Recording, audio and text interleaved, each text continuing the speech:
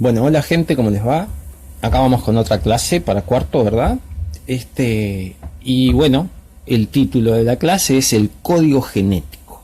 ¿Sí? Nos vamos a introducir de ahora más y por un buen tiempo, vamos a salir del origen de la vida, igual lo vamos a enganchar con este tema, y vamos a meternos en un grupo de conocimientos que se les dice el dogma central de la biología molecular. Dogma quiere decir que es algo así como un axioma en matemáticas, ¿sí? Va a funcionar siempre de la misma manera, tiene una lógica muy dura que no se transforma. Entonces, entendiendo el dogma, se entiende la lógica que hay detrás de la biología molecular, de la genética y otras disciplinas que son las que se utilizaron para construir el COVID-19. Bien, por eso vamos con el código genético primero.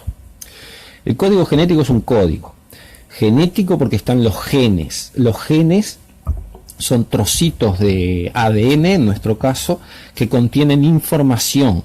Y esa información es utilizada para construir proteínas y ARN. Aquí lo tengo definido, dice, es un código químico porque son nucleótidos, contenido en el ADN y ARN, que sirve como una receta para construir otros ARNs y proteínas.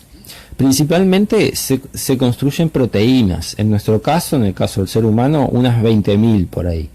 Los ARN son mucho menos, son creo que 4 o 3 me vienen a la memoria y no sé si no hay alguno más, porque eso está en estudio. Son muchos menos, pero igual tengan en cuenta que estos ARN que se construyen son completamente imprescindibles para cualquier forma de vida, ¿sí? Las proteínas no tanto, las proteínas pueden ir variando. Muy bien, y aquí vamos despejando y les muestro hasta acá, ¿sí? Acá lo que hice fue, como veníamos haciendo la vez pasada, ¿se acuerdan que la máquina de Miller y Urey salían unas biomoléculas? Una de las biomoléculas que salió fue esta. Se conoce como adenina, ¿verdad? Y es un fosfato, que acá yo le saqué toda la parte química y simplemente puse una P, que es el símbolo de la sustancia del elemento, la tabla periódica de elementos, es una P, el fosfato, opa, se me vino un papelito, que está unido a una ribosa. Ven acá un pentágono con un oxígeno, es una ribosa, y a su vez esa ribosa está unida a una base nitrogenada, que acá la puse en celeste. Si nosotros nos fijamos abajo, tenemos otro nucleótido que tiene el mismo fosfato, la misma ribosa. En este caso, disculpen, no es ribosa, es desoxirribosa, porque es ADN, ¿sí? Así que esta y esta son desoxirribosas. Y finalmente acá tenemos una base nitrogenada, ¿sí? Muy parecida a la de arriba, pero ven que acá tiene una pequeña diferencia. Tiene un oxígeno en vez de un nitrógeno con 2 hidrógenos, ¿sí?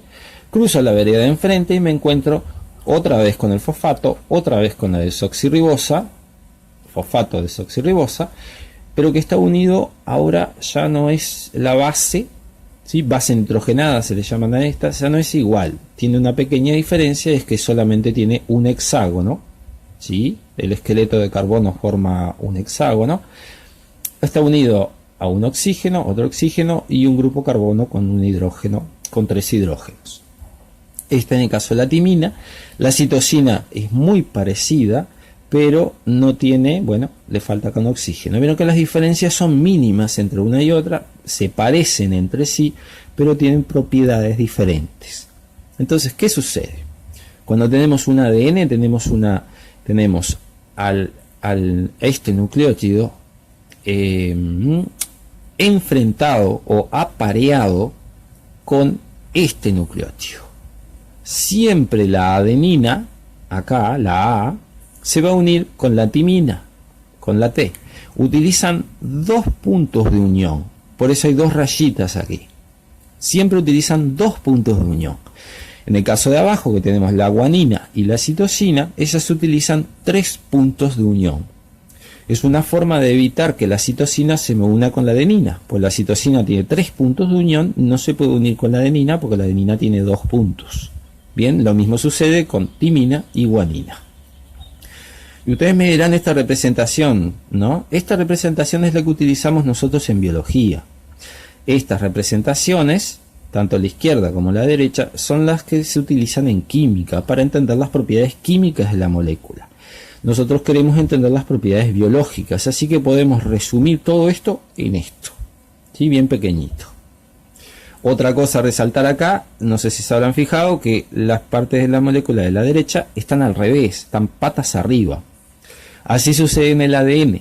Una hebra del ADN está del derecho y la de enfrente siempre va a estar del revés, ¿sí? Es una característica del ADN. Muy bien, pero yo sé que así no es lo más usual de encontrar el ADN. En general las representaciones que tenemos son así, ¿sí? Como una doble hélice, como tenemos acá abajo, que se conoce como modelo bicatenario, ¿sí? Bi viene de dos cadenas, o de doble hélice también, se le dice, porque forma una doble hélice, una vuelta es grande, otra vuelta es pequeñita. Entonces, si nos fijamos, veamos en la representación más común, que es la que estamos acostumbrados, ven que acá yo le puse como una cinta de color oscuro, otra cinta de color oscuro, y yo dije que eso es el esqueleto del ADN, ¿sí? ¿De qué está compuesto el esqueleto? Del fosfato y de la desoxirribosa. ¿Por qué lo represento así? Porque el esqueleto no cambia, el esqueleto no aporta información, lo que hace es justamente lo que dice la palabra, le da sostén a la molécula del ADN y mantiene las bases, que es lo que tiene la información genética, las mantiene enfrentadas una a la otra en la posición en la que van. ¿Sí? Acá si ven dice adenina timina, guanina citosina, timina adenina, ¿sí? Estas son las que tienen la información que a mí me interesa. Ahí está guardado un código, que es el código genético justamente, que vendrían a ser como las letras que utilizan las células, los virus, bacterias y todos los seres vivos para hacer todos sus procesos vitales. Muy bien. Pasamos de hoja, pero ya, se los tapo.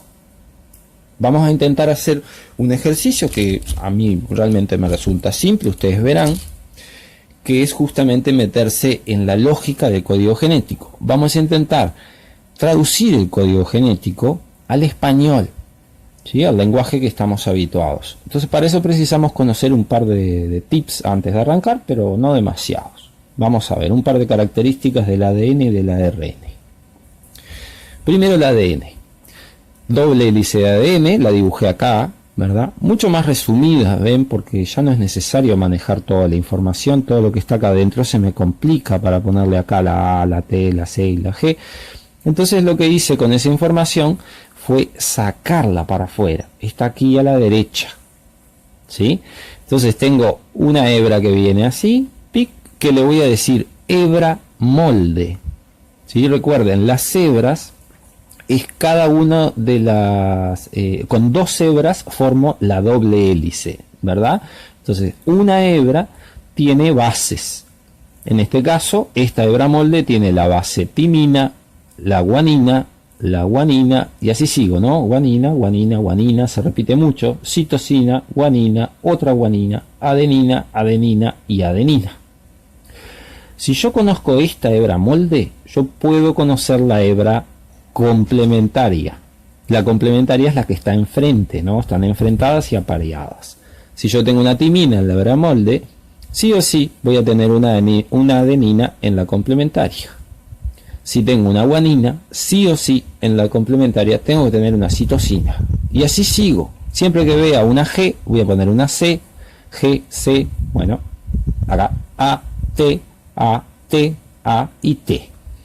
En este caso yo les puse los enlaces, ¿no? Doble enlace, triple enlace, pero no es necesario. Yo si veo una guanina y tengo que transformar ese código, tengo que poner enfrente una citosina. Si veo una timina, por ejemplo, enfrente tengo que poner una adenina. Esto puede ir en este sentido y en este sentido. Muy bien. ¿Por qué es así el ADN? El ADN, dicen así, información con 3.000 millones de años que se conserva en el ADN.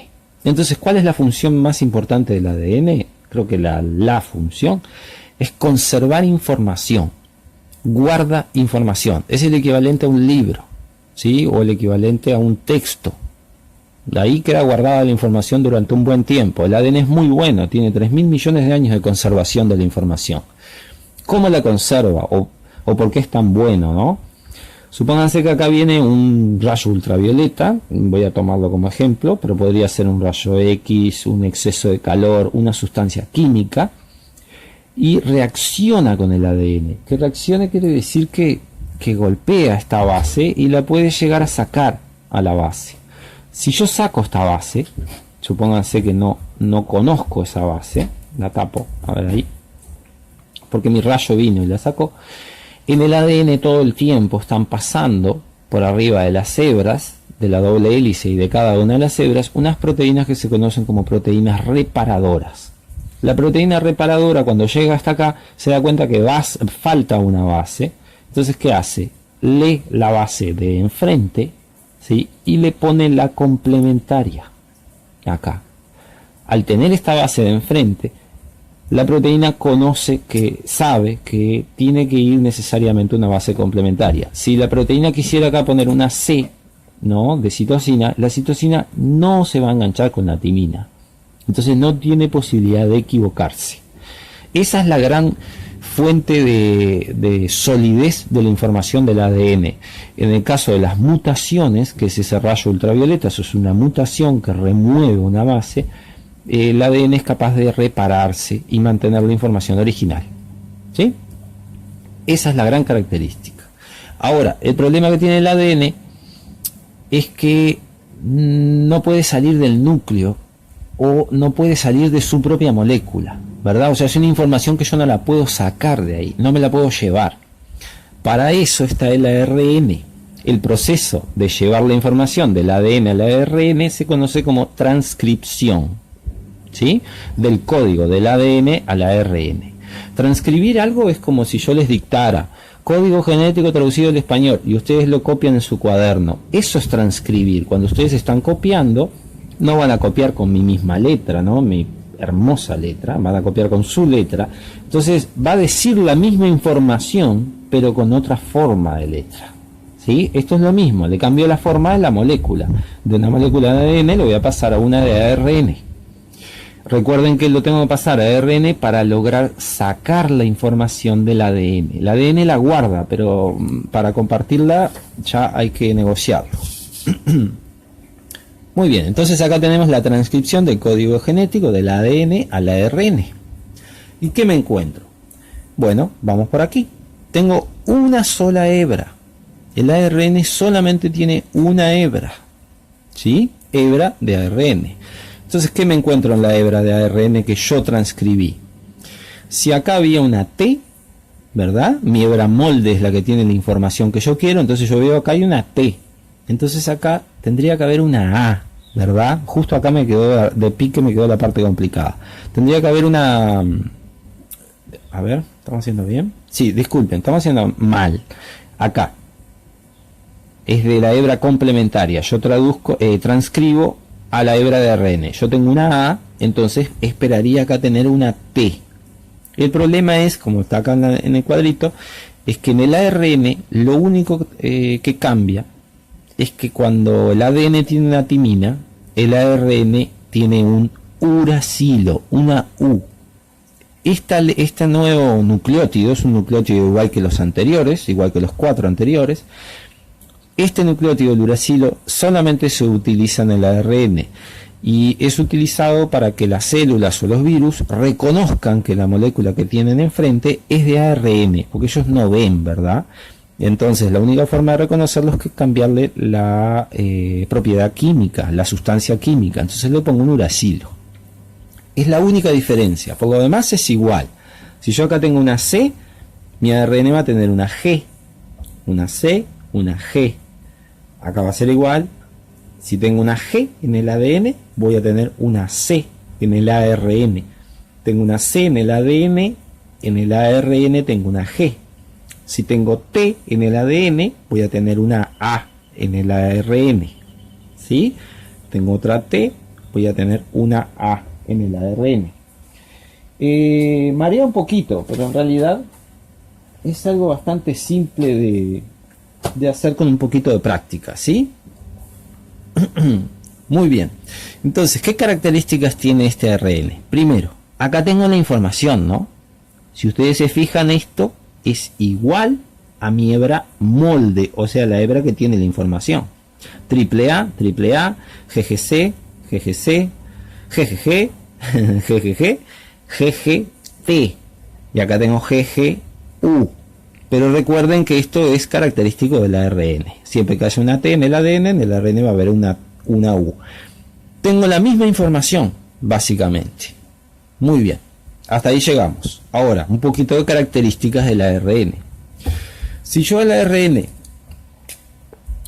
lo someto, igual que hicimos anteriormente, lo someto con un rayo ultravioleta, ¿verdad? Que viene y me choca esta base, la citosina, la puede sacar a la citosina, esta de ahí, la pierdo, ¿sí?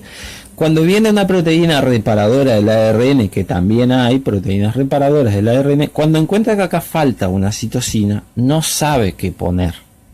Puede poner una guanina, una adenina o un uracilo, ¿sí? Y equivocarse. Eso es una mutación. Se cambia una base por cualquier otra.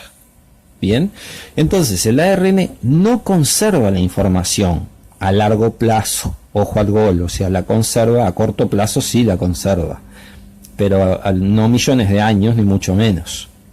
Y muta con facilidad, pero es capaz de autorreplicarse y funcionar como una proteína. Ese es el gran plus que tiene el ARN. Autorreplicarse quiere decir que el ARN es capaz de hacer copias de sí mismo, o sea, reproducirse, que fue lo que vimos cuando arrancamos a ver a Luca, que el ARN es el único capaz de reproducirse, de actuar como un ser vivo, porque hace copias de sí mismos. Y además de eso funciona como una proteína. ¿Qué quiere decir que funciona como una proteína? Que es capaz de él mismo mantenerse sano, establecer medidas de control, o sea, todo lo que hacen las proteínas, defenderse, hacer estructuras, ¿sí? Todo eso lo puede hacer el ARN. Es como una molécula bisagra. Muy bien. Hasta por aquí más o menos. Esta parte yo sé que es entreverada, así que la vamos a bajar a tierra y les voy a pedir que jueguen un ratito con una decodificación. Fíjense primero en esta, ¿verdad? ¿Qué fue lo que hice ahí? Fue agarrar nuestro alfabeto, A, B, C, D, F, G, hasta la Z, ¿verdad? Y le adjudiqué a cada letra de nuestro alfabeto 3 bases del ADN, ¿sí? Por ejemplo, dije la A la voy a hacer equivaler a 3 A's juntas. La B la voy a hacer equivaler a T y T. Y así sucesivamente. ¿Por qué elegí 3 bases del alfabeto? Porque así funcionan las células. Las células no traducen al español. Ellas traducen en aminoácidos. ¿Sí? Este es un código genético, un cuadrito, que tiene una equivalencia. Cada 3 letras, o sea, cada 3 bases de mi código genético, tengo adjudicado un aminoácido. ¿Sí? En este caso, si tengo 3U o UC, voy a tener una fenilalanina. Es un aminoácido. Si tengo UCU, voy a tener serina. Si tengo CCC, voy a tener prolina. Algunas se repiten, ¿vieron? O sea, estas 4 se les dice, ¿no?, codones a los 3 grupos de bases. A cada uno de esos se dice codón. Estos 4 codones, los 4 me van a dar prolina. ¿Qué les quiero decir con esto? La célula es capaz de ordenar los aminoácidos, los ordena, primero vos, segundo vos, tercero vos, según el código genético y la secuencia del código genético. La secuencia que tenemos, opa, esa no era, ya voy, la secuencia que tenemos acá.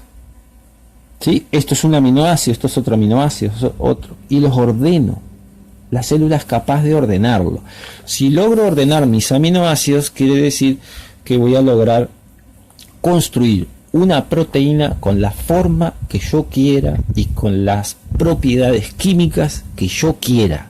Eso es lo que hacen las células. Construyen sus moléculas para lo que quieran. Un mundo enorme es ahí. Yo les avisé ya, el mundo de las proteínas es muy grande. Pero ahora vamos a ver cómo hemos entendido esto en la humanidad. Haciendo una traducción del código genético, en la derecha y en azul, al español en negro y el alfabeto, ¿verdad? Esto es ADN. Acá abajo les puse un cuadrito que dice que en el caso del ARN, lo único que hay que hacer es sustituir la letra T por la U. Donde yo veo una T, le pongo una U y ya tengo el código para el ARN. ¿Sí? Poquita la diferencia y muy efectiva. Entonces, el ejercicio que yo les voy a dejar ahora, que van a ver que les va a resultar simple, es descubrir una frase. Yo les puse acá grupos de 3 bases, ¿verdad? Codones. Acá 3 bases, y cada 3 bases tienen una equivalencia en una letra. Entonces yo me fijo en la primera, yo les hago las primeras dos. Tengo 2A y una G. Busco 2A y una G. Así que mi primera letra de mi traducción al español va a ser una S. Después tengo una E, una C y 2A. Busco una C con 2A. No está, acá está. Es una I. Así que acá me dice sí. Y así siguen ustedes.